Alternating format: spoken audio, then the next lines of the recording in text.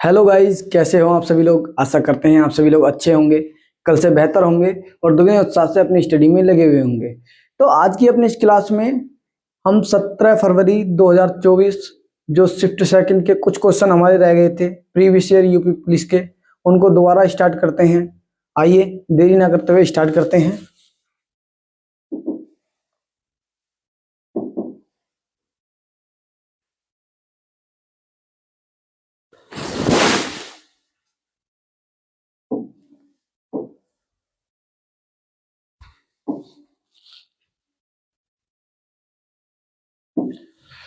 देखिए, रविंद्रनाथ टैगोर ने किस घटना के विरोध में अपनी नाइटहुड की उपाधि ब्रिटिश सरकार को वापस कर दी थी।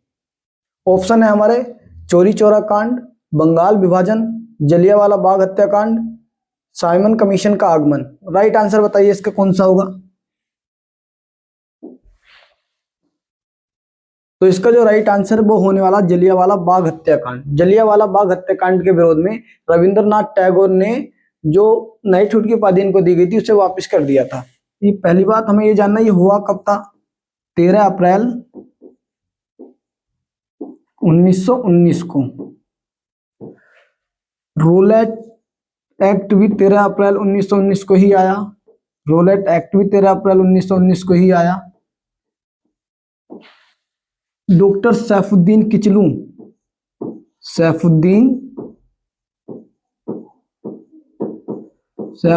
किचलू और डॉक्टर सत्यपाल और डॉक्टर सैफुद्दीन किचलू को गिरफ्तार कर लिया गया था। उसी पर एक सभा इकट्ठी हुई थी। कहां पर? तो जलियांवाले बाग में, पंजाब के अमृतसर में ये लोग इकट्ठा हुए थे और वहां पर गोलीबारी कर दी गई, जिससे कि यह हत्याकांड हुआ था वहां पर। ये आपको याद रखना है। दूसरा आपको याद रखना है, इस समय 1919 में एक अधिनियम आया था, मॉन्टेग्यू चेम्सफोर्ड सुधार। मॉन्टेग्यू चेम्सफोर्ड सुधार 1919 में आया था। और आपको एक बात ये याद रखनी है कि इसी मॉन्टेग्यू चेम्सफोर्ड सुधार में कहा गया था कि हम 10 साल बाद एक आयोग का गठन करेंगे और वो आयोग ये तय करेगा कि सरकार ने जो ब्रिटिश भारत में काम कर रहे थे उन्होंने क्या काम अच्छे किए, क्या काम गलत किए, उसकी जांच वो करेगा। ठीक, जो साइमन कमीशन बनाया गया था वो इसी की सिफारिश थी, 10 साल बनेगा 10 साल बाद, लेकिन उसको 1927 में ही बना दिया गया था और 1928 में भारत आया था। यह आपको याद रखना है। उसके बाद हम चोरी चौरा कांड की बात करें, कब हुआ? 1922 में हुआ था, जिससे गांधी जी ने असहयोग आंदोलन रद्द कर दिया था।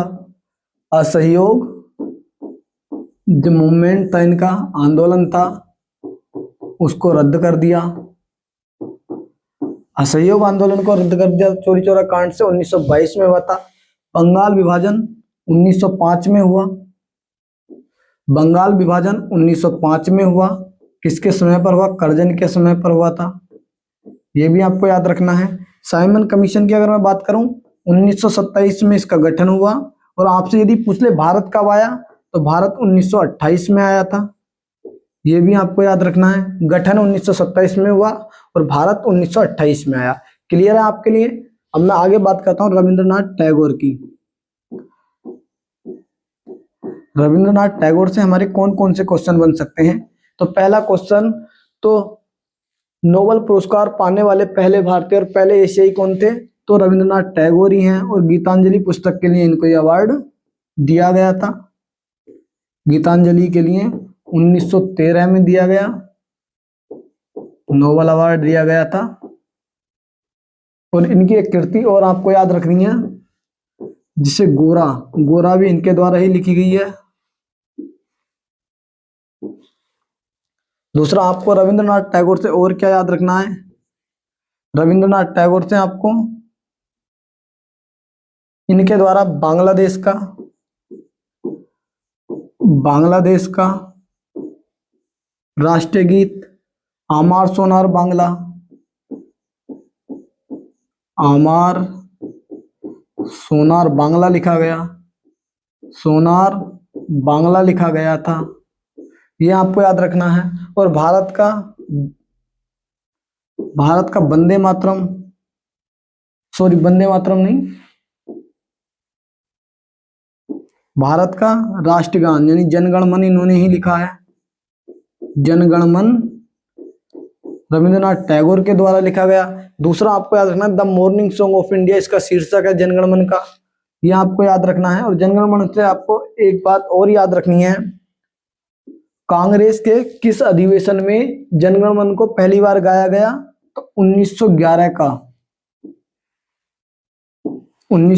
का कलकत्ता अधिवेशन, 1911 के कलकत्ता अधिवेशन में गाया गया था, जिसकी अध्यक्षता पंडित बिशन नारायण धर ने की थी।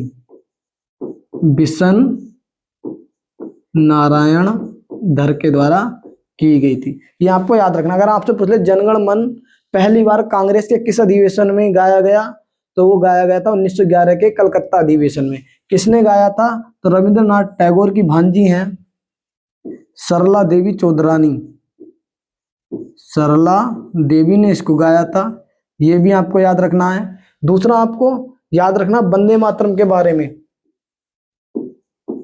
वंदे मातरम, वंदे मातरम किस पुस्तक से हमने लिया है? तो वंदे मातरम को आनंद मठ से लिया गया है, जो कि किनकी पुस्तक है? ये आनंद मठ बंकिम चंद्र चटर्जी की पुस्तक है। आनंद मठ किसके द्वारा लिखा गया? बंकिम चंद्र चटर्जी के द्वारा लिखा गया, ये भी आपको याद रखना है। आगे आपको और क्या याद रखना है? अगर आपसे पूछ ले जो ये आनंद मठ है, आनंद मठ में ही सन्यासी विद्रोह की जानकारी मिलती है। सन्यासी विद्रोह की जानकारी आनंद मठ से ही हमको प्राप्त होती है, प्राप्त होती है। दूसरा अगर आपसे पूछ ले, हमने आपको बताया कि जनगण मन तो कलकत्ता अधिवेशन में गाया गया था, जिसकी अध्यक्षता पंडित बिशन नारायण धर ने की। लेकिन अगर आपसे पूछ ले वंदे मातरम कब गाया गया, तो 1896 का, ये भी कलकत्ता में ही अधिवेशन हुआ था, 1896 का कलकत्ता अधिवेशन। और इसकी अध्यक्षता रहीमतुल्लाह सयानी ने की थी, रहीमतुल्लाह सयानी ने की थी, ये भी आपको याद रखना है, रहीमतुल्लाह सयानी ने की थी 1896 के कलकत्ता अधिवेशन की, जिसमें पहली बार वंदे मातरम गाया गया। और किसने गाया था? रविंद्रनाथ टैगोर ने गाया था। और रविंद्रनाथ टैगोर से याद रखना, शांति निकेतन की स्थापना भी रविंद्रनाथ टैगोर के द्वारा ही की गई। शांति निकेतन की स्थापना भी रविंद्रनाथ टैगोर के द्वारा ही की गई, रविंद्रनाथ टैगोर के द्वारा ही की गई।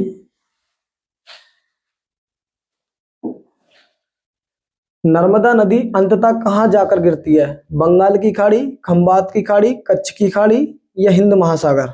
बताइए राइट आंसर इसका क्या होगा? सॉरी, तो इसका राइट आंसर होने वाला है खंबात की खाड़ी। नर्मदा नदी की अगर हम बात करें तो नर्मदा नदी को रेवा के नाम से जाना जाता है, रेवा के नाम से नर्मदा नदी को जाना जाता है। कहाँ से यह निकलती है? अमरकंटक से निकलती है, अमरकंटक की चोटी से ये निकलती है, ये आपको याद रखना है। दूसरा पॉइंट आपको क्या याद रखना है? भ्रंश घाटी में बहने वाली नदी है, भ्रंश घाटी में बहने वाली नदी विंध्याचल,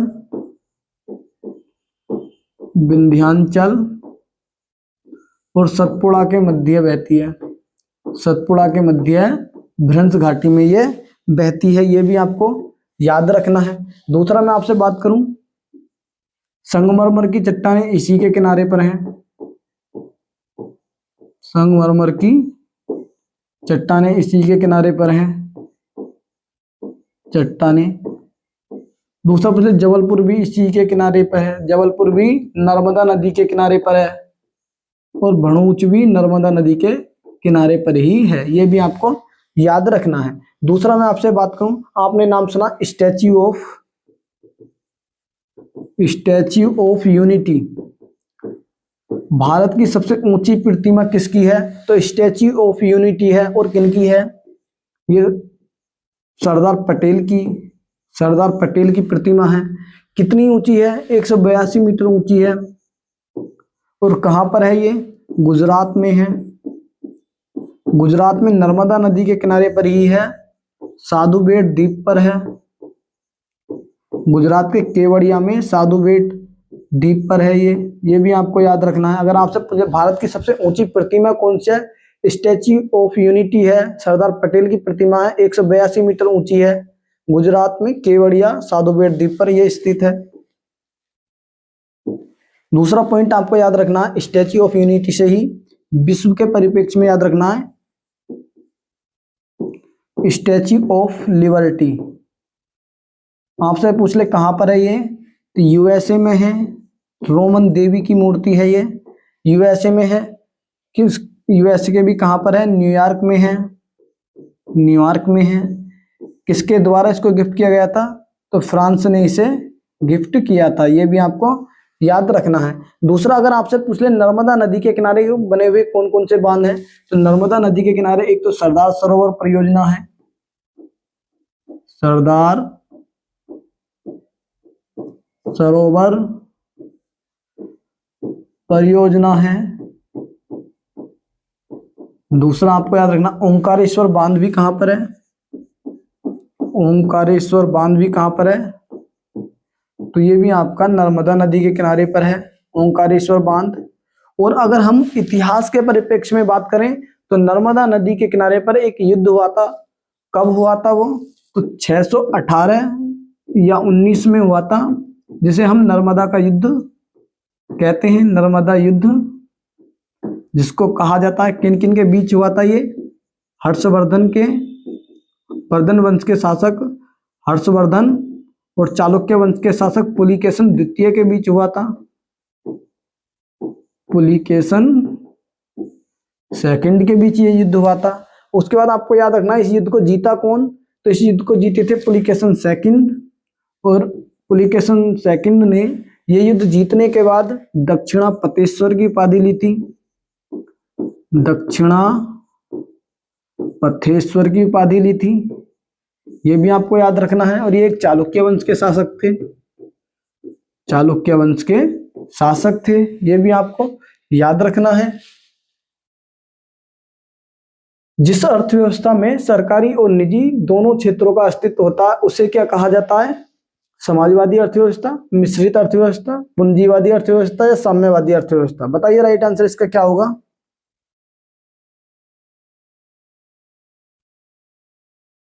तो इसका जो राइट आंसर होने वाला मिश्रित अर्थव्यवस्था उसे कहा जाता है, ये आपको याद रखना। मिश्रित अर्थव्यवस्था में क्या है? सरकारी और प्राइवेट दोनों लोग मिलकर काम करते हैं, दोनों का संसाधनों पर अधिकार होता है। अगर मैं आपसे बात करूं पहली औद्योगिक नीति कब आई? पहली औद्योगिक नीति आपसे पूछ ले कब आई थी? तो 1948 में आई थी। और इसी औद्योगिक नीति में पहली बार मिश्रित अर्थव्यवस्था को शामिल किया गया था, मिश्रित अर्थव्यवस्था की बात की गई थी, ये भी आपको याद रखना है। दूसरा, मैं आपसे बात करूं मिश्रित अर्थव्यवस्था पर भारत की कौन सी पंचवर्षीय योजना आधारित थी? पहली बात तो हमें यह जानना होगा पंचवर्षीय योजना हमने किस देश के संविधान से ली हैं। तो पंचवर्षीय योजनाएं हमने रूस के संविधान से एडॉप्ट की हैं। दूसरा आपको याद रखना है, जो ये हमारी मिश्रित अर्थव्यवस्था है, ये दूसरी पंचवर्षीय योजना में इसे लागू किया गया था। दूसरी पंचवर्षीय योजना में, जो कि 1956 से 1961 तक चली थी। दूसरा आपको याद रखना है 1956 से 1961 तक चली थी। इसी योजना में तीन उद्योग लगाए गए थे, राउरकेला,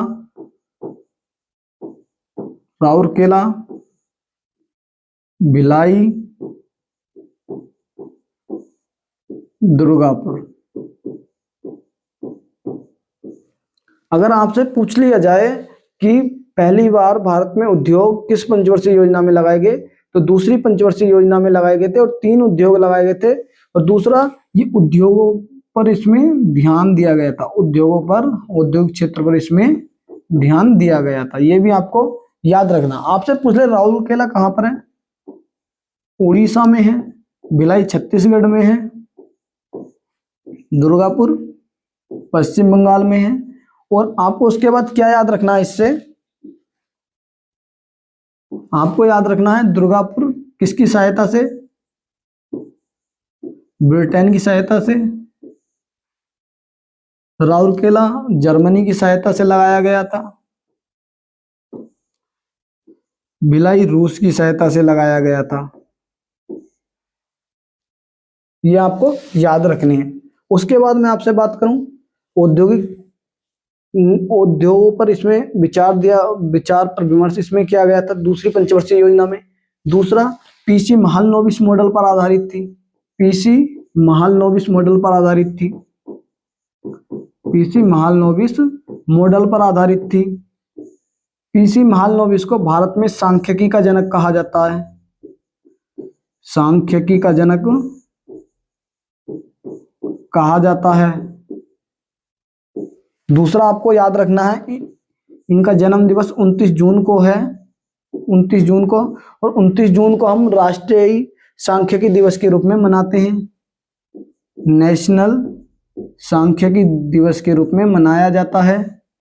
सांख्यिकी दिवस के रूप में 29 जून को पीसी महालनोबिस का जन्म दिवस है, इसे मनाया जाता है। दूसरा आपसे मैं बात करूं पंचवर्षीय योजनाएं बनाता कौन था? इसे योजना आयोग बनाता था योजना आयोग, जिसका गठन 15 मार्च 1950 को किया गया। पहला पॉइंट तो आपको ये याद रखना है। दूसरा आपसे पूछ ले इसके पहले अध्यक्ष कौन थे? तो आपको याद रखना योजना आयोग का जो अध्यक्ष होता है भारत का प्रधानमंत्री होता है। पीएम कौन थे भारत के पहले? जवाहरलाल नेहरू। ये आपको याद रखना है। दूसरा आपको एक पॉइंट और याद रखना है, योजना आयोग के पहले उपाध्यक्ष कौन थे? योजना आयोग के पहले उपाध्यक्ष गुलजारी लाल नंदा थे। गुलजारी लाल नंदा थे। दूसरा आपको याद रखना है योजना आयोग के अंतिम उपाध्यक्ष कौन थे? अगर आपसे लास्ट पूछ ले, मोन्टेक सिंह अहलूवालिया। मोन्टेक सिंह अहलूवालिया। दूसरा टोटल 12 पंचवर्षीय योजनाएं बनाई हैं। 12वीं पंचवर्षीय योजना का कार्यकाल आपसे पूछ लेता 2012 से 2017 तक थी। अब योजना आयोग को समाप्त करके नीति आयोग बना दिया गया 2015 से। ये भी आपको याद रखना है। दही में मुख्य रूप से कौन सा अम्ल पाया जाता है? Citric acid, lactic acid, acetic अम्ल या टार्टरिक एसिड? बताइए राइट आंसर इसका।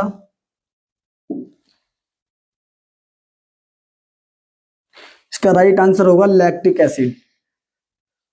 दही में लैक्टिक एसिड पाया जाता है। दूसरा दूध से बनता है दही। दूध से क्या बनता है? दही बनता है, और ये आप सभी लोगों को पता है, ठीक। लेकिन इसे बनाता कौन है? कौन सा जीवाणु इसमें सहायक होता है? तो लैक्टोबैसिलस जीवाणु।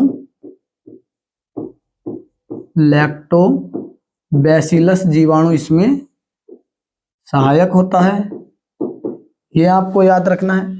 दूसरा आपसे पूछ ले दूध का पीएच मान कितना होता है? दूध का पीएच मान 6.5 से 6.7 होता है, जिससे हम कह सकते हैं कि दूध हल्का अम्लीय होता है।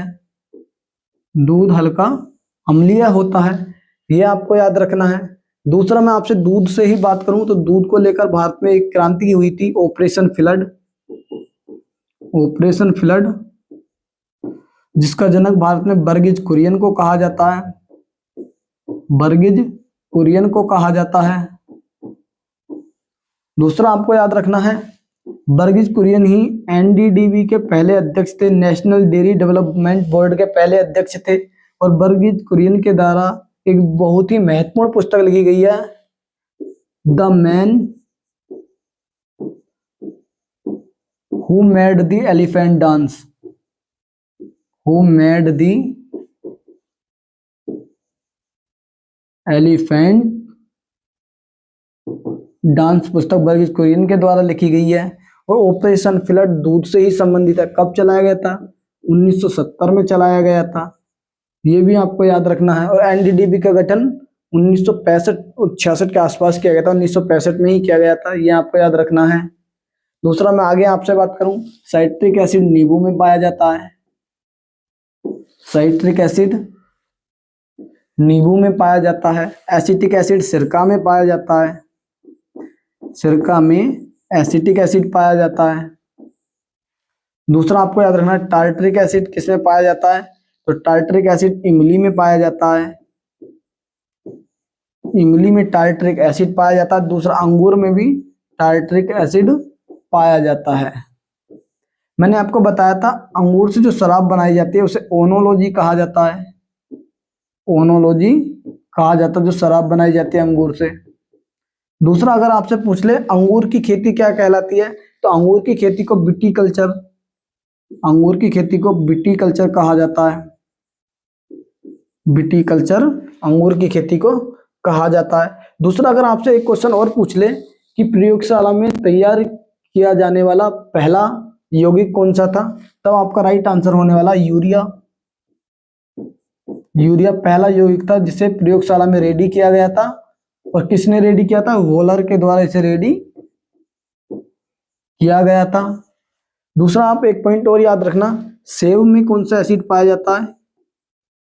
सेब में मैलिक एसिड पाया जाता है। Malic acid.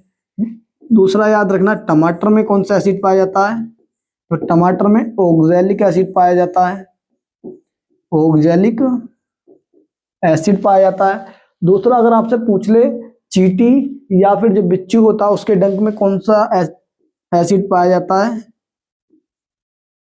चींटी या बिच्छू के डंक में फॉर्मिक एसिड पाया जाता है, ये भी आपको याद रखना है। फॉर्मिक एसिड पाया जाता है।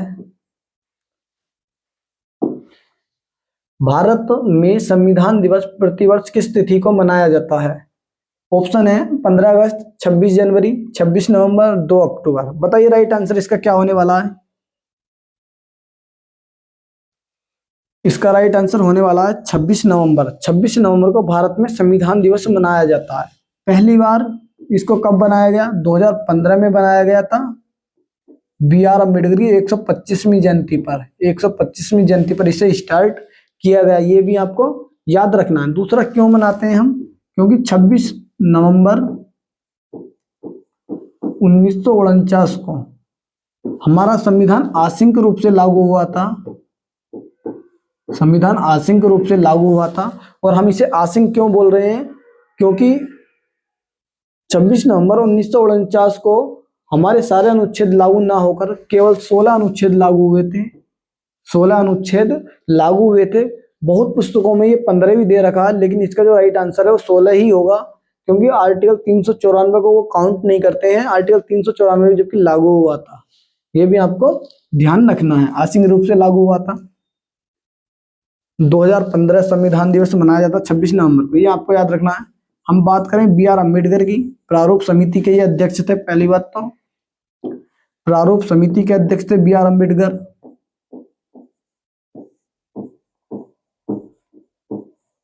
प्रारूप समिति के। दूसरा आपको याद रखना है बी आर अम्बेडकर थे, इनके द्वारा द एनिहिलेशन ऑफ कास्ट पुस्तक लिखी गई है। दी एनिहिलेशन ऑफ कास्ट पुस्तक लिखी गई है। दूसरी पुस्तक इन्हीं who were the Shudras, who were the Shudras पुस्तक भी, हु वर द शूद्रास पुस्तक भी बी आर अम्बेडकर के द्वारा लिखी गई है। एनिहिलेशन ऑफ कास्ट भी लिखी गई है। द प्रॉब्लम ऑफ रूपी, द प्रॉब्लम ऑफ रूपी पुस्तक भी किसके द्वारा? बी आर अम्बेडकर के द्वारा लिखी गई है। और इनकी पत्रिकाएं कौन कौन सी हैं? बहिष्कृत भारत पत्रिका, बहिष्कृत भारत पत्रिका किसके द्वारा प्रकाशित की गई? बी आर अम्बेडकर के द्वारा प्रकाशित की गई थी। दूसरी मूक नायक पत्रिका, मूक नायक पत्रिका भी बी आर अम्बेडकर ने ही प्रकाशित की थी। आप एक पॉइंट और याद रखना, 1990 में इन्हें भारत रत्न दिया गया। और ये भारत में स्वतंत्र भारत के पहले कानून और न्याय मंत्री कौन थे?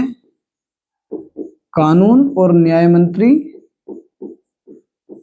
तो हमारा राइट आंसर होने वाला है बी आर अम्बेडकर जी ही पहले कानून और न्याय मंत्री थे। क्लियर है आपको? दूसरा मैं आपसे बात करूं, कानून और न्याय मंत्री थे। दूसरा, बी आर अम्बेडकर का समाधि स्थल कहां पर है? महाराष्ट्र में है। समाधि इनकी चैत्य भूमि महाराष्ट्र में है। चैत्य भूमि महाराष्ट्र में है। आपको एक पॉइंट याद रखना है, गांधी जी और बी आर अम्बेडकर के बीच एक समझौता हुआ था जिसे पूना पैक्ट के नाम से जाना जाता है। किसके बीच हुआ था पूना पैक्ट?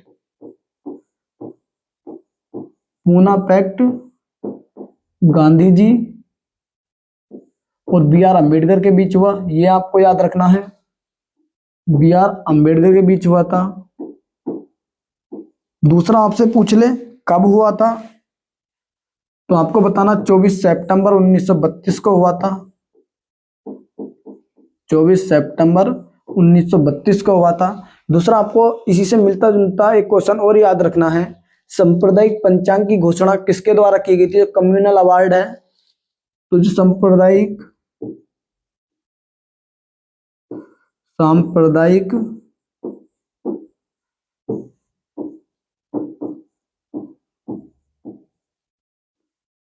पंचांग की घोषणा किसके द्वारा की गई थी? रैमसे मैकडोनाल्ड के द्वारा की गई थी।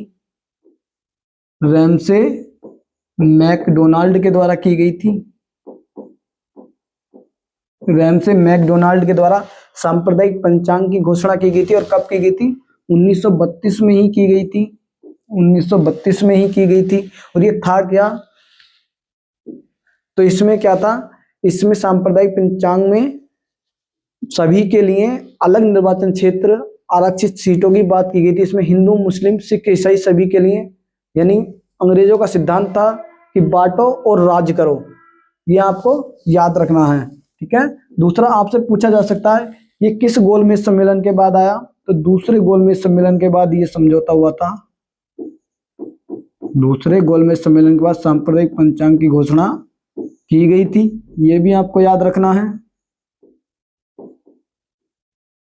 सांप्रदायिक पंचांग की घोषणा की गई थी, ये भी आपको याद रखना है। और एक बहुत ही इंपॉर्टेंट पॉइंट हमारा, पूना पैक्ट गांधी जी और बी आर अम्बेडकर के बीच हुआ। क्लियर है आपको? कब हुआ? 24 सितंबर सॉरी 1932 में हुआ था, ठीक है। लेकिन आपको एक चीज याद रखनी है, इस पूना पैक्ट पर गांधी जी की जगह साइन किसने किए थे? ये क्वेश्चन हमारा पूछा गया है कि पूना पैक्ट पर गांधी जी की जगह साइन किसने किए थे, क्योंकि गांधी जी थे जेल में बंद। गांधी जी जेल में बंद थे, तो इनकी जगह पर साइन किसने किए थे इस पैक्ट पर? तो इस पैक्ट पर जो साइन किए थे मदन मोहन मालवीय ने साइन किए थे। ये भी आपको याद रखना है। मदन मोहन मालवीय ने पूना पैक्ट पर साइन किए थे। क्लियर है आपको? थंग का चित्रकला मुख्य रूप से किस भारतीय राज्य या क्षेत्र से संबंधित है? राजस्थान, सिक्किम और लद्दाख, केरल, उत्तर प्रदेश। बताइए राइट आंसर इसका क्या होने वाला है? इसका राइट आंसर है सिक्किम और लद्दाख। ये अरुणाचल प्रदेश में, क्योंकि ये तिब्बती धर्म से, तिब्बत का जो धर्म है उससे ये संबंधित है। ये आपको याद रखना, थंग का कला का संबंध सिक्किम या लद्दाख से है। दूसरा, मैं मार्शल आर्ट बताता हूं आपको भारत की, आपको कंफ्यूजन बिल्कुल ना हो। ये है थंग का, आपको याद रखना थांग टा कहाँ की मार्शल आर्ट है? थांग टा मणिपुर की मार्शल आर्ट है। मणिपुर की मार्शल आर्ट है। दूसरा पूछ ले सिलंबम कहाँ की है? सिलंबम तमिलनाडु की है। कलारी पट्टू कहाँ की है? कलारी पट्टू केरल की है। ये भी आपको याद रखना है। और आपको पता है विद्युत जामवाल के बारे में? विद्युत जामवाल एक अभिनेता है, उनका संबंध कलारी पट्टू से ही है, ये केरल की है। उसके बाद याद रखना आपको मुष्टि युद्ध, मुष्टि युद्ध यूपी पुलिस वालों ध्यान दो, मुष्टि युद्ध कहाँ का है, तो ये आपका यूपी का है। आगे मैं बात करूं, मुष्टि युद्ध कहाँ का है, यूपी का है। मर्दानी खेल कहाँ का है, मर्दानी खेल कहाँ की मार्शल आर्ट है, तो मर्दानी खेल की बात करें हम, महाराष्ट्र की मार्शल आर्ट है ये। दूसरा पहले थोड़ा कहाँ की मार्शल आर्ट है, थोड़ा हिमाचल प्रदेश की मार्शल आर्ट है, ये भी आपको याद रखना है। क्लियर है। थांग टा मणिपुर की, चिलम्बम तमिलनाडु की, कलारीपट्टू केरल की, मुष्टि युद्ध यूपी का, मर्दानी खेल महाराष्ट्र, थोड़ा हिमाचल प्रदेश। क्लियर है आपको। दक्षिण भारत प्रायद्वीप पे भारत की सबसे ऊंची पर्वत चोटी कौन सी है, बताइए राइट आंसर इसका। ऑप्शन है हमारे डोडा बेटा, अन्नाईमुदी, महेंद्रगिरी या गुरु शिखर, बताइए राइट आंसर। इसका राइट आंसर होने वाला है अन्नाईमुदी। अन्नाईमुदी पश्चिमी घाट में ही स्थित अन्नामलाई की पहाड़ी की सबसे ऊंची चोटी है। अन्नामलाई की सबसे ऊंची चोटी है, अन्नामलाई पहाड़ियों की सबसे ऊंची चोटी है। और ये पहाड़ी है कहाँ पर, तो केरल में है, केरल में है। और दक्षिण भारत की सबसे ऊंची चोटी है, ये आपको याद रखना है, अन्नाईमुदी। दूसरा आपको याद रखना है पूर्वी घाट और पश्चिमी घाट जहां पर मिलते हैं, पश्चिमी घाट जहां पर मिलते हैं वहां पर कौन सी पहाड़ियां हैं, नीलगिरी की पहाड़ियां हैं, नीलगिरी की पहाड़ियां हैं। आपसे पूछ ले नीलगिरी पहाड़ी की सबसे ऊंची चोटी कौन सी है, तो नीलगिरी पहाड़ी की सबसे ऊंची चोटी है डोडा बेटा। डोडा बेटा नीलगिरी पहाड़ी की सबसे ऊंची चोटी है, ये भी आपको याद रखना है। दूसरा मैं आपसे बात करूं, भारत का पहला बायोस्फीयर रिजर्व कौन सा है, पहला बायोस्फीयर रिजर्व, भारत का पहला बायोस्फीयर रिजर्व भी नीलगिरी बायोस्फीयर रिजर्व है, ये भी आपको ध्यान रखना है। दूसरा आपको याद रखना है कब इसे घोषित किया गया था, 1986 में घोषित किया गया था। और अगर आपसे पूछ ले 3 राज्यों में फैला हुआ एकमात्र भारत का बायोस्फीयर रिजर्व कौन सा है, तो वो भी राइट आंसर होने वाला है इसका, नीलगिरी बायोस्फीयर रिजर्व। दूसरा आपको याद रखना है नीलगिरी पहाड़ी को ही ब्लू माउंटेन भी कहा जाता है, ब्लू माउंटेन भी कहा जाता है। नीलगिरी की पहाड़ियों पर ही टोडा या बडागा जनजाति पाई जाती है, टोडा या बडाका जनजाति नीलगिरी की पहाड़ियों पर ही पाई जाती है, ये भी आपको याद रखना है। क्लियर है आपको, आपको कंफ्यूज बिल्कुल नहीं होना। ब्लू माउंटेन फांगपुई, फांगपुई पहाड़ी को भी कहा जाता है, फांगपुई चोटी को भी कहा जाता है ब्लू माउंटेन, लेकिन ये पूर्वी भारत में है। ब्लू माउंटेन कहा जाता है, मिजोरम राज्य की सबसे ऊंची चोटी है, मिजोरम की सबसे ऊंची चोटी है। क्लियर है आपको।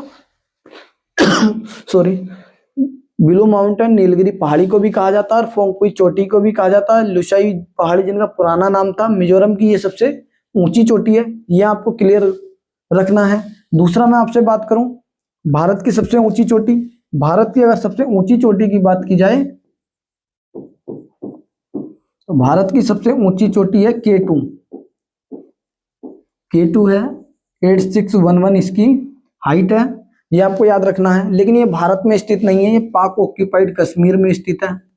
अगर आपसे पहले भारत में स्थित भारत की सबसे ऊंची चोटी, तब आपको याद रखना है कंचनजंगा है। भारत में स्थित भारत की सबसे ऊंची चोटी कंचनजंगा है। और कंचनजंगा की अगर मैं आपसे बात करूं, यहाँ पर पांग लहबसोल फेस्टिवल, पांग लहबसोल फेस्टिवल कहां पर मनाया जाता है, सिक्किम में मनाया जाता है और कंचनजंगा के सम्मान में ही मनाया जाता है।